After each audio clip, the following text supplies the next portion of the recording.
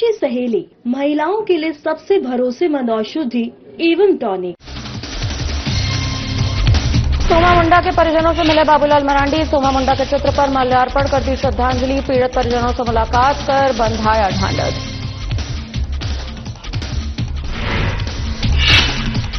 बोकारो में पूर्व प्रदेश अध्यक्ष राजेश ठाकुर ने की पीसी। मनरेगा योजना को लेकर की पीसी। श्रीराम का नाम योजना में परिभाषित से लोग हैं परेशान।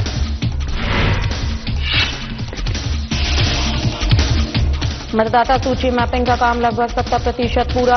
मुख्य निर्वाचन पदाधिकारी का शहरी क्षेत्रों पर फोकस। मुख्य निर्वाचन पदाधिकारी ने अधिकारियों के साथ की समीक्षा बैठक। गणतंत्र दिवस को लेकर तैयारियां तेज। तैयारी को लेकर कलेक्ट्रेट सभागार में समीक्षा बैठक। उपायुक्त ने अधिकारियों को दिए उचित निर्देश।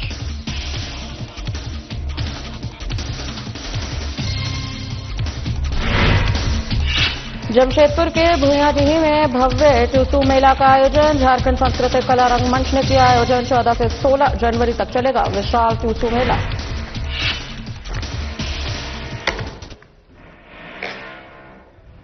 नमस्कार, मैं आश्रुति वोहरा, आपका बहुत बहुत स्वागत है हमारे इस खास बुलेटिन में। शुरुआत करेंगे बड़ी खबरों के साथ। भारतीय जनता पार्टी प्रदेश अध्यक्ष सह नेता प्रतिपक्ष बाबूलाल मरांडी शनिवार को खूंटी जिला के हुटार पंचायत के चलंगी गांव पहुंचे, जहां उन्होंने पिछले दिनों अपराधियों की गोली का शिकार हुए आपको बता दें पहड़ा राजा सोमा मुंडा के परिजनों से मुलाकात कर उन्हें ढांढस भी बंधवाया। बाबूलाल मरांडी ने सोमा मुंडा के चित्र पर माल्यार्पण कर उन्हें श्रद्धांजलि अर्पित की और इस जघन्य हत्या पर गहरा दुख भी जताया। उन्होंने राज्य की बिगड़ती कानून व्यवस्था पर सवाल उठाए, प्रशासन से अपराधियों की जल्द गिरफ्तारी और पीड़ित परिवार को न्याय दिलाने की भी मांग की। इस दौरान कई स्थानीय बीजेपी कार्यकर्ता भी उपस्थित रहे।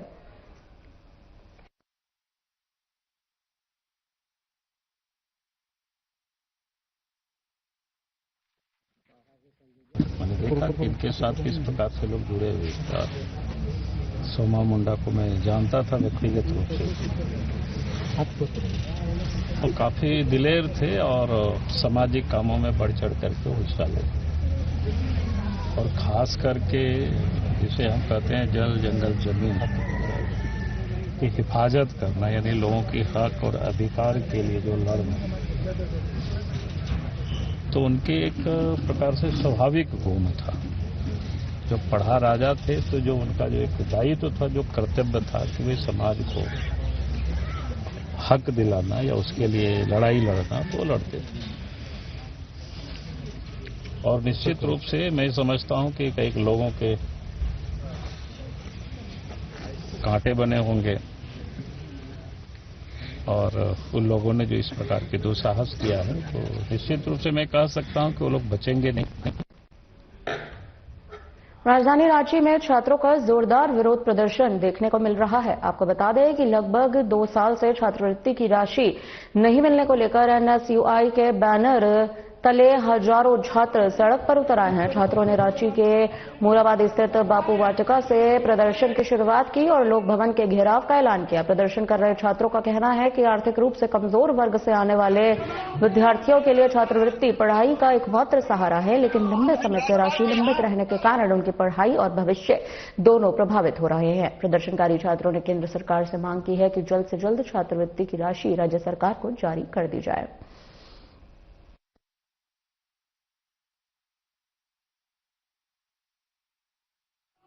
2022 से ओबीसी के छात्र छात्राओं को छात्रवृत्ति नहीं मिल रही है। केंद्र सरकार का जब तक हिस्सा नहीं मिलेगा, तब तक राज्य सरकार का जो ट्रेजरी कोड है, कोषागार से राज्य सरकार की राशि नहीं निकाला जा सकता। अभी तक राशि नहीं आने के कारण आपका छात्रवृत्ति नहीं मिली है। आज हम लोग महामहिम राज्यपाल के पास में जा रहे हैं। हमारे कांग्रेस पार्टी के प्रदेश अध्यक्ष के साथ कई वरिष्ठ नेता, एनएसयूआई छात्र के सारे लोग रहेंगे और ये लड़ाई आर पार की लड़ाई लड़ेंगे। और लोगों के साथ के लिए छात्र छात्राओं के साथ जो बेईमानी हो रही है, ये बात हम लोग छात्र छात्राओं तक लोगों को पहुंचा करके तमाम नौजवानों को, छात्र छात्राओं को गोलबंद करते हुए ये लड़ाई आर पार की लड़ाई हम लड़ेंगे। देश के असल मुद्दों से ध्यान भटकाने के लिए बीजेपी नित केंद्र सरकार योजनाओं का नाम बदलने का काम लगातार कर रही है। आपको बता दें कि मनरेगा योजना देश में गरीबी और बेरोजगारी और पलायन रोकने के लिए बड़ी योजना साबित हुई थी। ये बातें मनरेगा बचाओ अभियान के तहत बोकारो सर्किट हाउस में प्रेस कॉन्फ्रेंस के दौरान कांग्रेस के पूर्व प्रदेश अध्यक्ष राजेश ठाकुर ने कही है। कांग्रेस पार्टी मनरेगा बचाओ अभियान की शुरुआत कर चुकी है। इसी को लेकर प्रदेश के बड़े नेता इसकी जानकारी दे रहे हैं। राजेश ठाकुर का कहना है कि यह सिर्फ ध्यान भटकाने को लेकर किया जा रहा है। अपने बड़े पूंजीपति मित्रों और जंगल जमीन जो देने का काम मोदी सरकार कर रही है, उसी से ध्यान भटकाने के प्रयास राजेश ठाकुर ने कहा। जिस तरह से मनरेगा का नाम बदल गया है, उसे समझने में जब हम लोगों को परेशानी हो रही है तो आम जनता तक कैसे ये बात जो है वो साफ तौर पर जा पाएगी। उनके नाम का इतना भारतीय जनता पार्टी वाले चीर हरण करेंगे। उन्होंने ये भी कहा कि जिस प्रकार से आस्था के केंद्र भगवान श्री राम का नाम कोई योजना से परिभाषित किया गया है, ऐसे में उनके चाहने वाले भी उनसे नाराज हैं।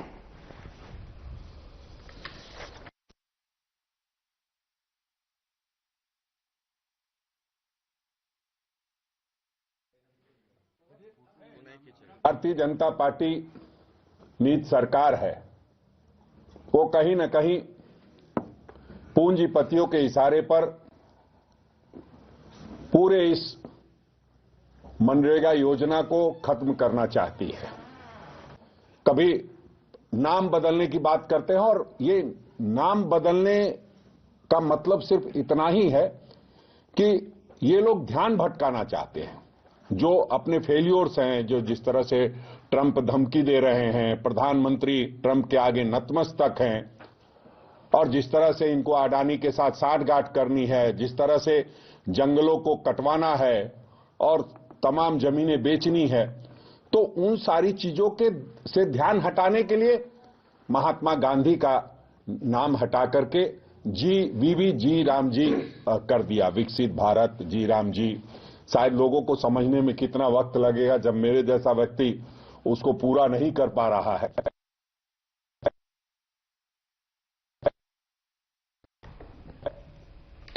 देवघर कांग्रेस कार्यालय में केंद्र सरकार द्वारा महात्मा गांधी राष्ट्रीय ग्रामीण रोजगार गारंटी कानून यानी कि मनरेगा को खत्म किए जाने के मुद्दे को लेकर एक प्रेस वार्ता का आयोजन किया गया। इस प्रेस वार्ता को कांग्रेस के जिलाध्यक्ष मुकुंद दास, जिला 20 सूत्री उपाध्यक्ष डॉक्टर मुन्नम संजय के साथ पार्टी के वरिष्ठ नेताओं ने संबोधित किया। प्रेस वार्ता के दौरान नेताओं ने केंद्र सरकार पर मनरेगा जैसी जन कल्याणकारी योजना को कमजोर करने का आरोप लगाया।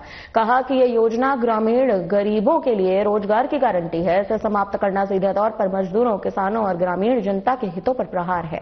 कांग्रेस नेताओं ने केंद्र सरकार से मनरेगा को पूरी मजबूती के साथ लागू करने, लंबित मजदूरों का भुगतान करने, योजना का दायरा बढ़ाने की मांग की। साथ ही चेतावनी दी गई कि यदि मनरेगा के साथ अन्याय जारी रहा तो कांग्रेस सड़क से सदन तक आंदोलन करेगी।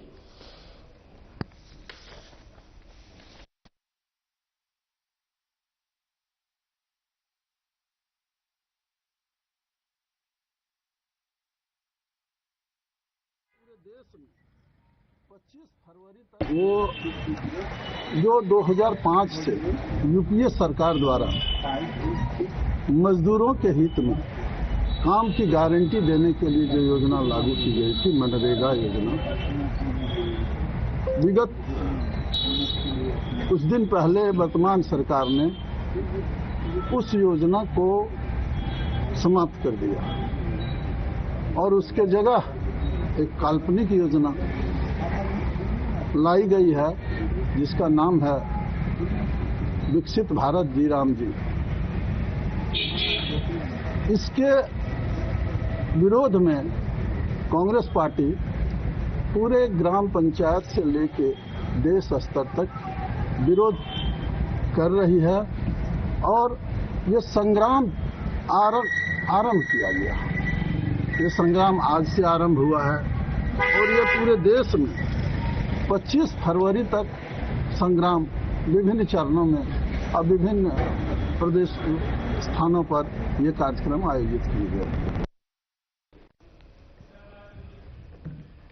मुख्य निर्वाचन पदाधिकारी के रवि कुमार ने शनिवार को निर्वाचन सदन में सभी जिला निर्वाचन पदाधिकारियों के साथ समीक्षा बैठक की है। आपको बता दें, उन्होंने ये भी बताया कि राज्य में मतदाता सूची मैपिंग का कार्य 70% पूरा हो चुका है। निर्देश दिया गया है कि शहरी क्षेत्रों और सरकारी कार्यालयों में कैंप लगाकर कर्मियों को प्रशिक्षित किया जाए, लेकिन मैपिंग कार्य में तेजी आए। उन्होंने स्पष्ट किया कि एक भी पात्र भारतीय मतदाता सूची से ना छूटे, इस लक्ष्य के साथ अधिकारी यहां पर काम करें। बाहर से आए मतदाताओं का मिलान उनके मूल राज्य की सूची से करने और एब्सेंट, शिफ्टेड, डेथ और डुप्लीकेट डिजिटलाइजेशन करने के निर्देश भी दिए गए। साथ ही आपको ये भी जानकारी दे दें कि गुणवत्ता सुधारने के लिए BLO ऐप के उपयोग पर जोर दिया गया है। बैठक में बोकारो DC अजय नाथ झा सहित अन्य अधिकारी ऑनलाइन माध्यम से मौजूद रहे।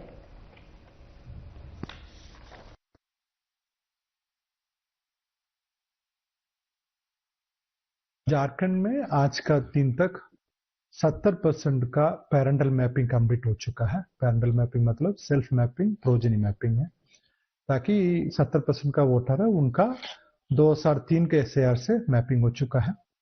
अभी बाकी का भी मैपिंग करने के लिए बाकी है। अर्बन एरिया में थोड़ा सा मैपिंग का परसेंटेज कम है, उसका सुधार करने के लिए साथ ही साथ प्रत्येक वोटर का अपने BLO से संपर्क रखने के लिए प्रत्येक घर पर एक छोटा सा SIR स्टिकर लगाया जा रहा है। उसी स्टिकर में BLO का नाम, उनका बूथ नंबर, असेंबली नंबर, उनका मोबाइल नंबर रहेगी।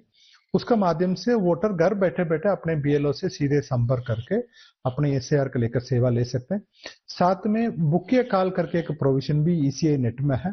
वोटर भी उसी में माध्यम से भी वो BLO से संपर्क करके अपने उनका भी SIR लेकर क्या सुविधा वो ले सकते हैं। अभी अर्बन एरिया में अभी फोकस किया जा रहा है ताकि यहाँ मैपिंग परसेंटेज कम है। अर्बन एरिया में बाहर का वो सीजन में 2003 में उसी अर्बन एरिया छोटा था, अभी नया बढ़ा गया, नया एरिया आ गया। साथ में कुछ वोटर 2000 लास्ट SAR में झारखंड के बाहर में था, कुछ BLO से संपर्क नहीं होने के कारण भी उसमें मैपिंग कम हो रही है। उसी का सुधार करने के लिए प्रत्येक घर पर भी हम लोग उसका संपर्क स्थापित करें। रांची के मोरहाबादी मैदान में आयोजित होने वाले गणतंत्र दिवस समारोह 2026 की तैयारियों को लेकर उपायुक्त सह जिला दंडाधिकारी रांची मंजुनाथ भजंत्री की अध्यक्षता में कलेक्ट्रेट सभागार में समीक्षा बैठक आयोजित की गई। इस बैठक में वरीय पुलिस अधीक्षक राकेश रंजन सहित जिला के वरीय प्रशासनिक और पुलिस पदाधिकारी उपस्थित रहे। बैठक के दौरान उपायुक्त ने समारोह की तैयारियां और सफल संचालन को लेकर संबंधित अधिकारियों को आवश्यक दिशा निर्देश दिए हैं। उन्होंने कार्यपालक अभियंता भवन प्रमंडल 1 को वाटरप्रूफ पंडाल, गैलरी, कुर्सी, स्टेज, साउंड टावर, बैरिकेडिंग और मैदान समतलीकरण की व्यवस्था सुनिश्चित करने के निर्देश दिए। जिला नजारत उप सहमर्ता को मंच व्यवस्था, VVIP बैठन की व्यवस्था, मिनट टू मिनट कार्यक्रम, कैंडिडेटों के लिए अल्पाहार और पुष्प सज्जा की तैयारी सुनिश्चित करने को भी कहा। उपायुक्त ने विद्युत प्रमंडल को बिजली और साउंड प्रूफ जनरेटर, पेयजल और स्वच्छता विभाग का पेयजल और शौचालय, नगर निगम का समारोह स्थल, तो वहीं प्रमुख सड़कों की सफाई, सिविल सर्जन को मेडिकल कैंप, एम्बुलेंस, अग्निशमन और पुलिस विभाग को सुरक्षा व ट्रैफिक व्यवस्था सुनिश्चित करने के भी निर्देश दिए हैं।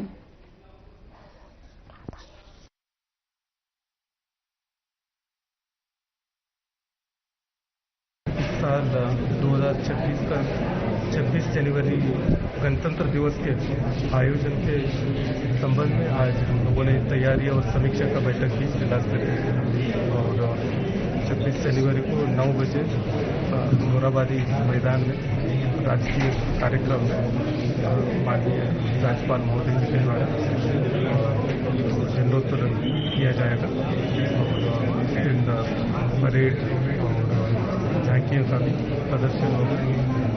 तो सभी लोगों से अनुरोध है कि ज़्यादा से ज़्यादा संख्या में आए और उसके संबंधित सभी विभागों को निर्देश दिए गए, साफ सफाई का हो, पानी का हो, ट्रैफिक रिस्ट्रिक्शन का हो और जो हमारे विधि व्यवस्था का सभी लोगों ने किए सारा तैयारी।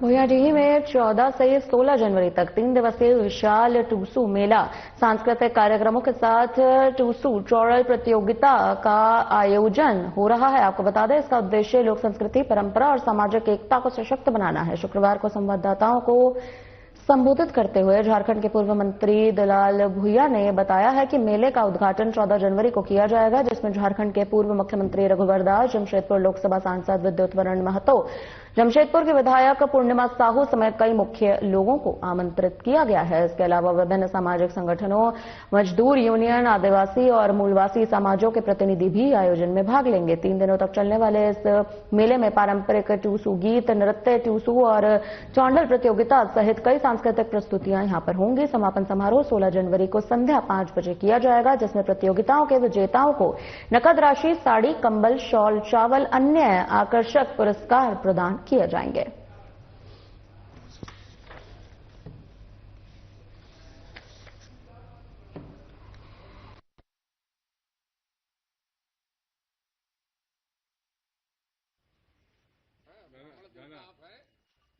देखिए, विशाल टूसू मेला मकर संक्रांति के शुभ अवसर पर ये 46वां वर्ष गांठ हम लोग मना रहे हैं और ये पर्व जो है ये बहुत भुइयाडी में, जमशेदपुर में ये लुप्त हो रहा था।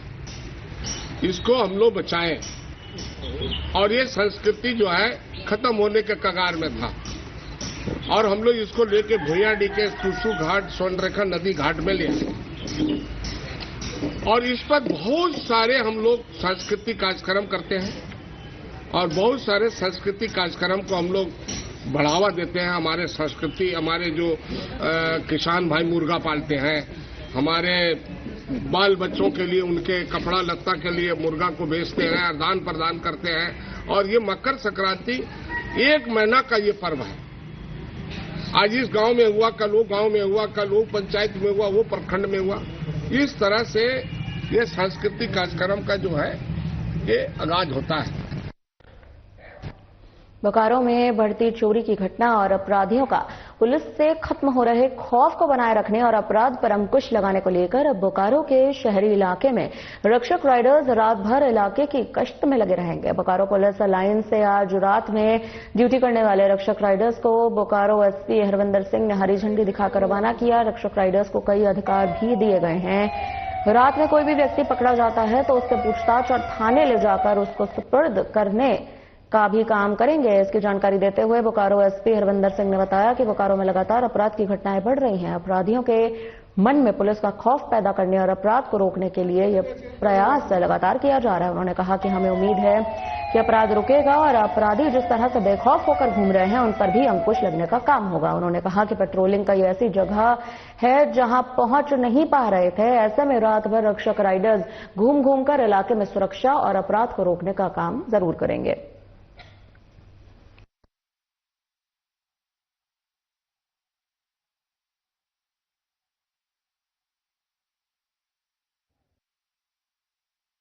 जैसा आप जानते हैं, पिछले कुछ दिनों में सर्दी के कारण जो है रात्रि में कई चोरी की घटनाएं जो है घटित हुई हैं और इससे हम सभी परेशान हैं, आम नागरिक बहुत परेशान है।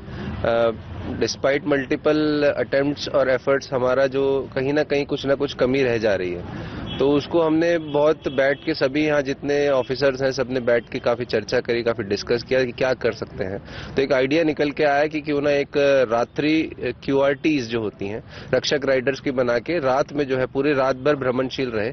कुछ एरियाज इनको डेडिकेटेड एरियाज दे दिए जाए और अब ये रात में जो टीम्स हैं जैसे आपने देखा निकली हैं आपके सामने, तो ये रात में इनको एरियाज डेडिकेटेड इनको दिए जाएंगे कि आपको इससे इस एरिया के बीच में घूमना है और उस एरिया में रह के भ्रमणशील रह के ये बेसिकली पुलिस का प्रेजेंस और कोई अपराधी प्रवृत्ति का आदमी उस तरह जो है इजीली मूवमेंट ना कर पाए, रेकी ना कर पाए, उसके लिए ये इसी उद्देश्य से जो है इसको आज लॉन्च किया गया है।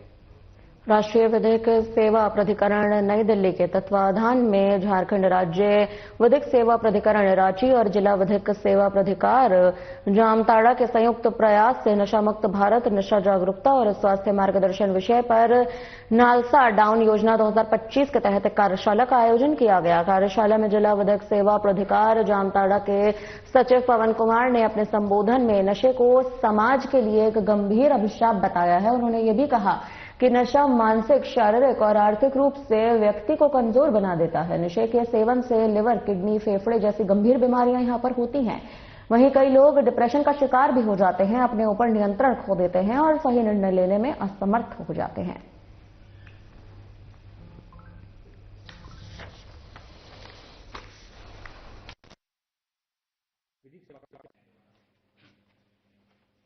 राष्ट्रीय विधिक सेवा प्राधिकरण नई दिल्ली एवं झारखंड राज्य विधिक सेवा प्राधिकार रांची के तत्वाधान में माननीय प्रधान जिला एवं सत्र न्यायाधीश सह अध्यक्ष जिला विधिक सेवा प्राधिकार जामताड़ा के निर्देशन पर जामताड़ा जिले में दिनांक 5 जनवरी 2026 से 12 जनवरी 2026 तक डाउन स्कीम के तहत नशा की जागरूकता के लिए और नशा मुक्त भारत के लिए अभियान चलाया जा रहा है, जिसमें जामताड़ा जिले के प्रत्येक प्रखंड एवं प्रत्येक पंचायत में जाकर प्रत्येक स्कूल एवं कॉलेजों में जाकर नशे के विरुद्ध जो है प्रचार किया जा रहा है। तो आज के जो स्कीम के तहत आज जो जागरूकता अभियान फैलाना है वो सोशल मीडिया के तहत जो है उसको प्रचार प्रसार इसका नशा का करना है। गिरिडीह की मुफस्सिल थाना पुलिस ने अवैध कोयला तस्करी और तस्करों के खिलाफ आज बड़ी कार्रवाई की है। पुलिस ने गुप्त सूचना के आधार पर सीसीएल कोलियरी इलाके के कबरीबाद में छापेमारी कर करीब 15 टन से अधिक अवैध रूप से डंप कर रखे हुए कोयला और कोयला ले जाने से इस्तेमाल किए जा रहे 10 से 15 दोपहिया वाहन जब्त की। पुलिस की इस कार्रवाई के बाद अवैध कोयला तस्करी करने वाले कोयला माफियों में हड़कंप मच गया है।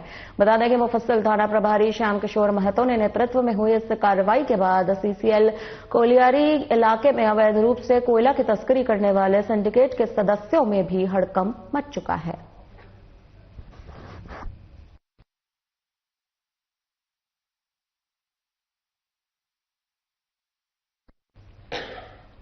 जमशेदपुर में उस वक्त अफरा तफरी का माहौल बन गया जब एक खड़े हाईवे से एक तेज रफ्तार स्कूटी टकरा गई। हादसे में स्कूटी सवार 3 युवकों की दर्दनाक मौत हो गई। बताते चले कि मुसाबिना हाता मुख्य मार्ग पर सूरदा यूनियन बैंक शाखा के पास शुक्रवार की शाम खड़े हाईवे में स्कूटी टकराने से 3 युवकों की दर्दनाक मौत हो गई। एक युवक घायल बताया जा रहा है। मृतकों ने मूलडीह के जन्नतपुर स्थित समीर करमकार और राजू गेप, ये 2 नाम के जो व्यक्ति हैं इसमें शामिल हैं। आपको बता दें कि दुर्घटना की सूचना पाकर युवकों के परिजन अनुमंडल अस्पताल पहुंचे जहां पर अनुमंडल अस्पताल में चीख पुकार का माहौल बन गया। फिलहाल जांच है वो लगातार जारी है।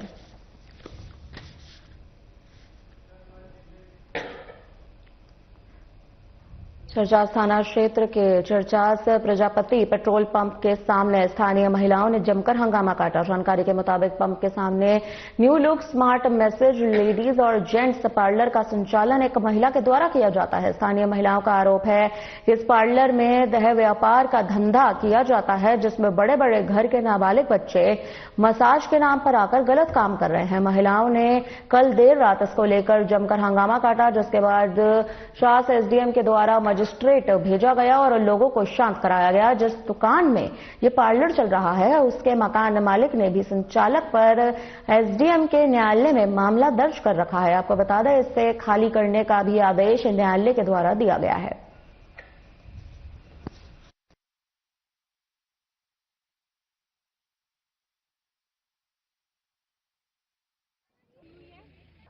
यहाँ काफी टाइम से एक पार्लर चल रहा था और इसकी सूचना हम लोगों को बहुत दिन से मिल रही थी। लोग यहाँ काफी परेशान रह रहे हैं। इलीगल तरीके से पार्लर चल रहा है। यहाँ अक्सर लोगों का आना जाना रहता है, जेंट्स लोगों का, और अक्सर हंगामा होता है।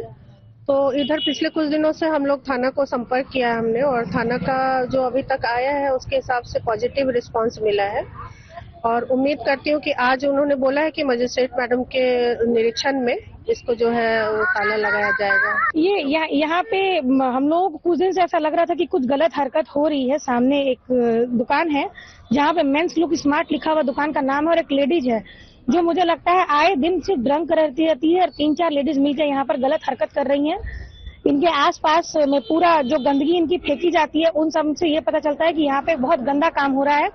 यहाँ पे छोटे एज के लोग बच्चे आते हैं, अच्छे अच्छे घर के लड़के आते हैं, जिसकी वजह से यहाँ आसपास का माहौल बहुत गंदा हो रहा है। सामने एक मेंस लुक करके कोई तथाकथित रेणु सिंह नाम की कोई महिला है। ये यहाँ पर ब्यूटी पार्लर के नाम पर असामाजिक तत्वों का जमावड़ा, जहां तक लोगों का कहना इसमें देह व्यापार का भी धंधा चलता था, जिसमें काफी छोटे छोटे बच्चे आते थे।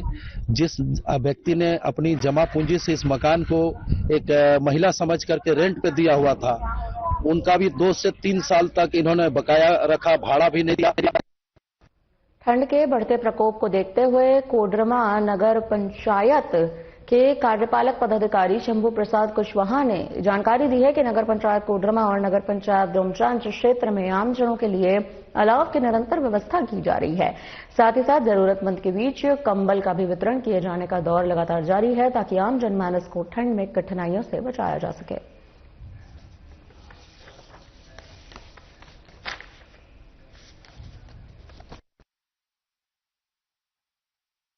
पंचायत कोडरमा और डोमचांच क्षेत्र अंतर्गत हम लोग ठंड को देखते हुए विभिन्न चौक चौराहों पर हम लोग अलाव की व्यवस्था किए हुए हैं।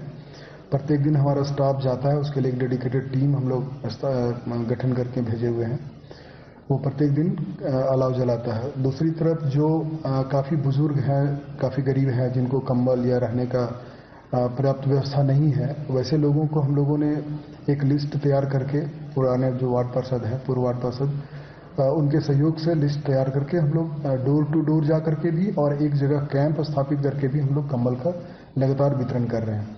साथ ही कुछ वैसे लोग हैं जो शहरी क्षेत्र में रहते हैं लेकिन उनका अपना पर्याप्त व्यवस्था नहीं है, चौक चौराहा पर सो जाते हैं, वैसे लोगों को हम लोग शाम में जो है रेस्क्यू भी करते हैं और हमारा कोडरमा में जो है बरसोतियाबर में जो है हमारा आश्रय गृह है, वहाँ हम लोग जाकर के उनको आश्रय देते हैं और ठंड से हम लोग बचाने का काम कर रहे हैं।